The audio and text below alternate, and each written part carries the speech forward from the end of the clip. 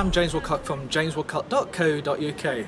I've travelled all the way from Nottingham down to Chatham at the historic dockyard with its fantastic scenery just to see the guys who are behind RailWorks 2. So let's go inside and have a chat with them all.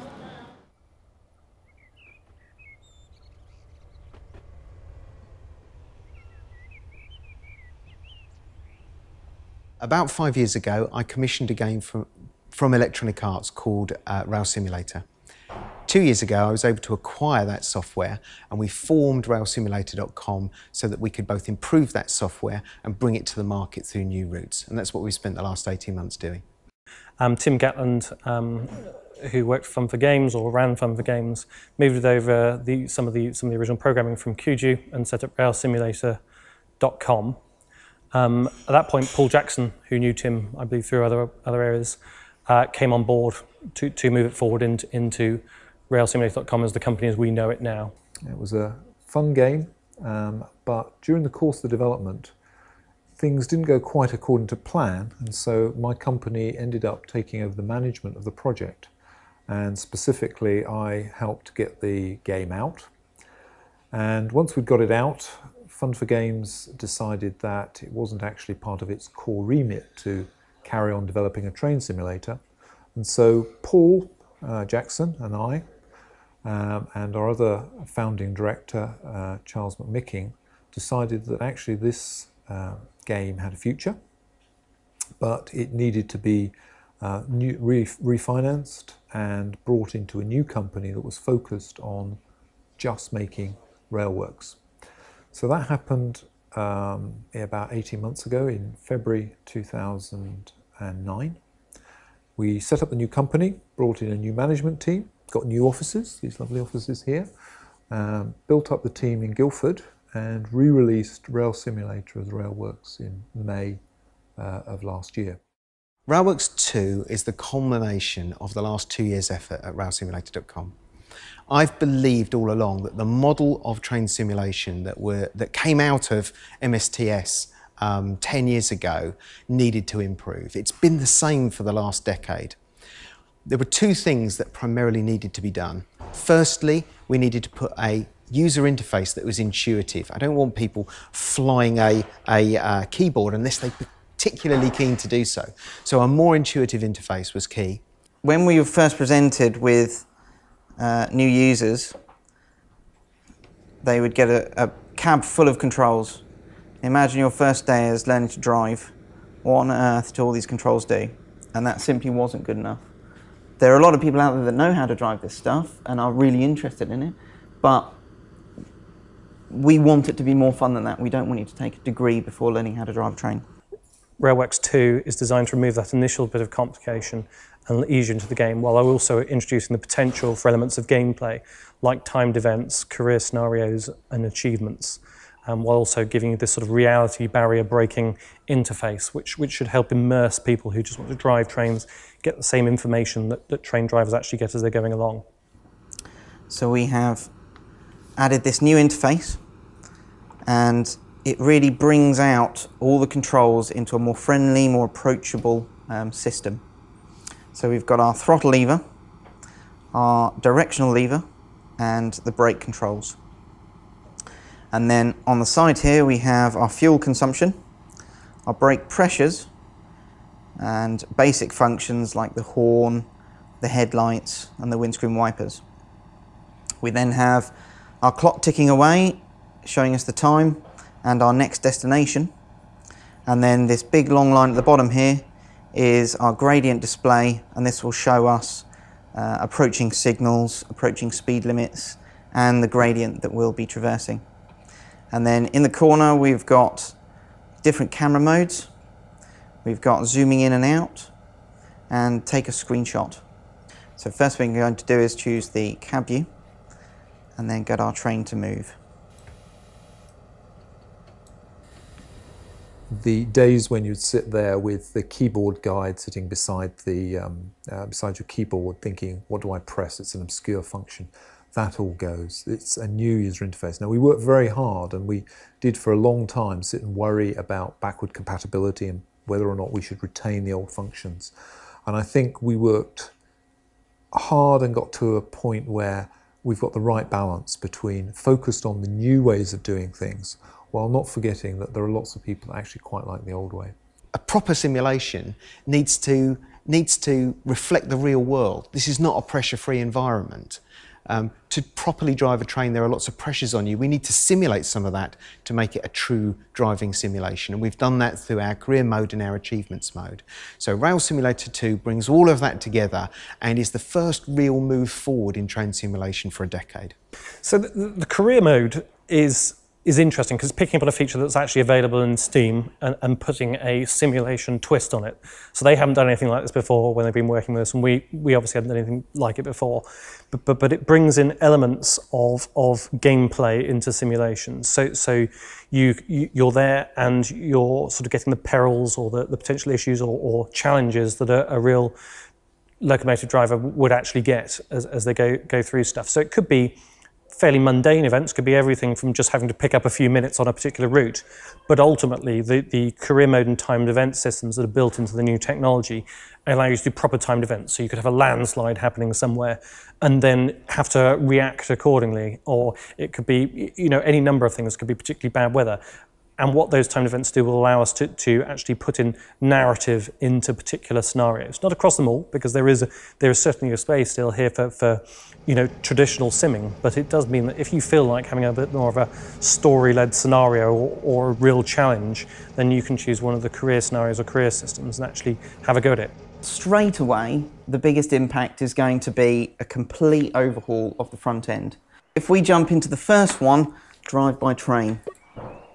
Okay, so again, completely new menu system. What we've got is we want to drive a particular train. So you're straight away presented with every train that you've got installed in RailWorks 2. And they are defined much more friendly. So we've looked at the names we've used. We've looked at how that information is presented to you, and we've made some adjustments there. So we have, for example, we now have the high-speed train in British Rail Blue or First Great Western Blue, instead of the Class 43 engine that it might have been produced as before. So we can then pick that, and when we do pick that train, you're now presented on the right-hand side with areas and activities that train is used in, so that might interest you. So first of all, we've got a tutorial for how to drive in expert controls. We've then got an extra tab named Career Mode, and that is missions that then your performance is recorded. And if you really do just want to explore the landscape and find out what places look like, find your way around, we present you with free roam, and again, all the places within the world that you've got where that train is located and you can start from. So we've really looked at how do you get in, how quickly can you start driving. You can also sort your trains into specific steam, diesel, or electric. And finally, of all the trains, how do you know what they look like? Do you know you've got the right one? So we've added a train information button, and you are now presented with selecting a train, presented with the information. So we're much more trying to get you involved with the content that you've got. There's a great selection of routes and locomotives. We have routes in North America, in the UK and in Northern Europe, and electric, diesel and steam locomotives to go with each of those. So everybody's seen our Christmas showcase of the sort of things we've got coming up. On top of all those, which probably the most exciting, as a lot of people have been seeing from the blog, is the Flying Scotsman, which at long last we're bringing to RailWorks, which has been quite an effort to actually get it there. But the efforts on the model mean it's probably going to be the best model we've done ever. It is amazing to look at what's being done. Tom, who works in the office beside me, is making the Flying Scotsman a licensed product right now, and he reckons by the time he's finished it'll be 40,000 polygons. That's just a huge number. I mean, previous simulators could make a locomotive with 400 or 500 polygons. If you look at the quality of what's being made now, it really is quite stunning. I wish I could do it, I can't. I'm Tom Walters. I work as an artist at railsimulator.com, and I'm building a Flying Scotsman currently. The process for putting something like this into RailWorks is our first step is in gathering resources that we can then build the locos from. We collect as many photos as we can, so that can be online, That can be from actually going out and taking photos ourselves of the real thing, if possible. So in the case of the Flying Scotsman, one of the advantages of her currently being under renovation is that she's in pieces, and that makes things an awful lot easier for us as artists. And from there on, we combine everything we have in drawings, photographs, any technical specifications we can find, and from that we create a 3D model which we build in our 3D package, we texture, and then we put it in the game. The add-ons come in a variety. We have everything from new routes to new locomotives to new scenarios to play. It really is about saying, let's have content for everyone's interest. Now, we could just create a huge product which had every loco from everywhere. It would make it uneconomic to do that. It would also create, a huge piece of bloated software. So for a user's point of view, this says, if you've got an interest, be it diesels, be it 50s steam, be it 30s steam, we have stuff for you. If it doesn't come in the basic product, it's there as available as an option. Those options are both produced by ourselves, by RailWorks, by RailSim, but also from third parties. It also gives third parties the option of creating new add-ons to fill holes in the market. They may be geographic holes. Somebody may think there's a need for French locomotives. We're already doing a lot of locomotives for Germany, for UK, for North America, but Canada, somebody needs to do all of these things. So we're filling out the world with contents to keep everyone happy, new missions to keep you busy and to challenge you. It's a lengthy process. To produce a locomotive is a complicated business. Producing routes isn't so complicated until you get down to doing the signalling and various other things like that. I would say that most people who come to the game could probably be producing a nice, simple route within a matter of hours of actually purchasing RailWorks 2. I'm going to choose to run 2 tracks. Go from this side.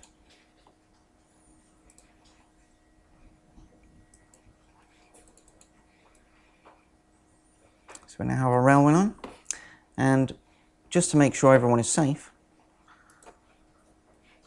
I'm going to add a fence to the side of the track.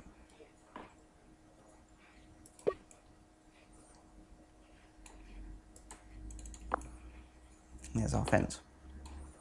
So I have built my world. I want to add a train, so I'm going to select the scenario option, and I'm saving what I'm doing. And we're presented with a list of trains now. So I shall choose my locomotive. Rail Express, my favourite. And choose simply where I want to place it on the track. Now I've got the driver facing this way, but I want to head the other way. So I click on the locomotive and flip. And then our locomotive needs a driver, so I shall select the driver option, and we have a driver. And then all I need to do is press play, and here's my world. So I shall get in the locomotive. Again, we've gone back to the driving interface, so I'm going to select cab, forward, apply some throttle, and then release the brakes. And I'm straight away driving away my virtual world. Firstly, upgrading. If you're already an owner of RailWorks, the upgrade is free. So you just log on to Steam the next time and RailWorks 2 will replace the RailWorks that you've already got. So that's very, very simple. And it doesn't matter whether you bought that as a box product or you bought it directly from Steam, it will all upgrade. However, if you're not an owner of RailWorks before the 18th of October 2010, you can buy the product. It will be available in stores on the boxed product form, or it will be available on Steam.